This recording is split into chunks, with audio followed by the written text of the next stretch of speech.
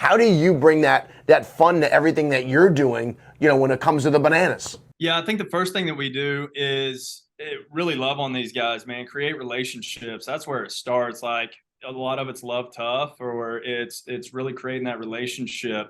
When we coach summer baseball, we recruited kids all over the country, and so they would get to us the first couple weeks, and I would always have our coaches meeting. And I'd say the first thing is the first 2 weeks, we're not going to teach any mechanics. We're not going to teach any like swing mechanics, hitting mechanics, pitching mechanics. It's all going to be all relationships. I want you to know everything about these people, who their families are, where they're from, what they majored in, what they like to eat. And then when they come in, we like surprise them with all kinds of like different types of gifts. Like there's different ways that we try to basically let them know, like, hey, dude, we care about you. This thing's a lot bigger than just baseball or banana ball, and you're part of the family now.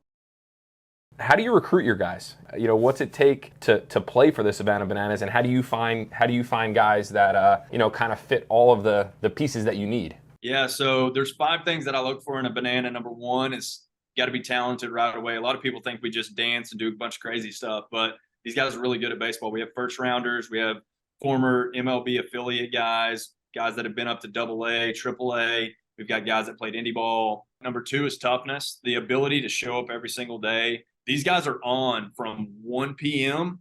until 10 o'clock at night, and there's no like hangout time, and so they're asked to do a lot. They're in the stands. Like there's in between innings, we're doing stuff. There's no like setting down. Number 3 is hardworking. I love guys that just want to be around the field all the time. That's who I was. And so those guys that just love being here, they're rats, right? They just never leave. Number 4 is selfless. We spend a ton of time with fans, signing autographs, taking pictures. The last one there is outgoing, right? Everybody doesn't have to be outgoing, but sometimes the environment makes people outgoing. But let's kind of tailor down to that youth coach. How can you help them, and what should they be doing to help add fun into their practices? How important is it to make the game fun for these kids, and what are some tips on ways that they can do that? Absolutely. Think outside the box. One of the main quotes that I heard when I first took the job with the Bananas is whatever's normal, do the exact opposite. As an infield guy, like the general practice plan sometimes for letting guys take ground balls is you got 10 players, you put them at third base, you hit 1 ground ball and the other 9 are sitting there watching, picking their nose. And so I hate that scenario. Figure out how you can get all 10 of them moving and doing something at all times. Put them at different spots to catch, rotate them around, kind of like circuits. Almost every one of my drills that I've tried to create has something to do with like a circuit. So there's not very much standing around. And as you guys know, even me, like I get bored if I'm not doing anything. So a 10-year-old with the technology that they have these days, they're going to get bored real quick too. So you got to keep them locked in.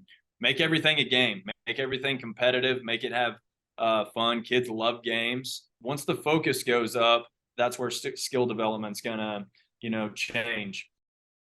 The other thing I think a lot of youth coaches need to do is kind of understand the continuum of really easy and then extra hard. And a lot of times I like to use the scenario of really easy is always hitting off the tee, and then really hard is hitting off the hack attack, and you got that sucker jacked up and everybody's swinging and missing. And so you have to understand you need to be able to shift on that continuum depending on who the player is and what the skill development is. You need to build confidence early, especially at the early ages, and then you need to trickle in it being challenging. And you need to keep trickling in the challenging until you realize the success rate is under 50%, then you're going to start losing confidence, right? So you need to keep it challenging, but if it's always too challenging and they always are failing, they're going to go play soccer or they're going to go play lacrosse. You just got to keep moving back and forth. So that's my biggest probably piece of advice.